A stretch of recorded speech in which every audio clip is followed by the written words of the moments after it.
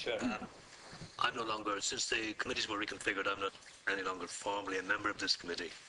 I had to go on the Jobs Committee, but I did want to be here today for this debate because I think it's vitally important and I want to just contribute a couple of ideas to it. I suppose in terms of social policy in Ireland, the CE intervention, I think, has been one of the most significant in the last 30 or 40 years. The way it has been able to balance, individual advancement with the provision of community services is an extraordinary occurrence. But that intervention has been severely weakened in recent times. And we go down that road at our peril. We lose on both categories in terms of the delivery of community services and in terms of the advancement of the individual. And we have to pull back from that. And we have to recognize exactly the value and the values of the CE in its fullness. And in that regard, Chairman, I think the department has listened too intently to the SRI, who are no fans of CE. Whereas I've been urging in letters to the Minister to look at the work of two young academics from UCD who have made come to quite different conclusions about how these balances can be adhered to without damaging either in terms of community service and individual advancement.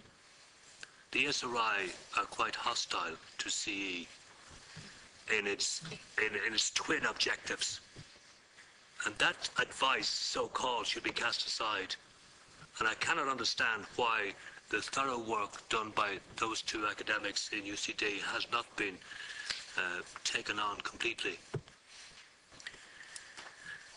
We have to really take stock of this now, Chairman, before this goes too far and we'll do irretrievable damage to communities who have no other way of keeping community halls open, services in schools, the whole range of things, and as well as the individual advancement. We have to take stock, and we're in a position now, I think, to do that before the damage is before irretrievable damage. And that's why I welcome the campaign by SIP2, Chairperson, in pointing out, the vision that they have, that SIP2 has, for restoring the CE to the kind of social policy intervention that it has been and can be again.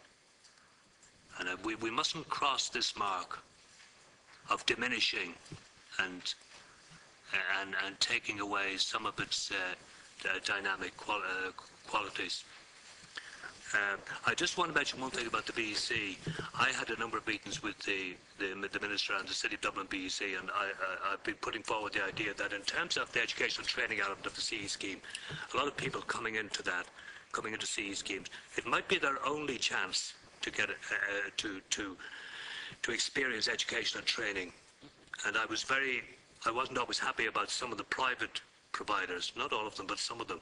And it's very important that the VEC, who have a great tradition of over 100 years in the city, a credible body who can stand over training and education, that they move into that space and give the CE scheme that additional profile and reassurance. Everyone knows about the VECs in every community. The schools are in every community. People know that it has credibility. So I do welcome that, and as I said, I had a number of meetings with the Minister and the City of Dublin BC and the CEO in regard to that, the importance of bringing the BEC in to the centre of CE.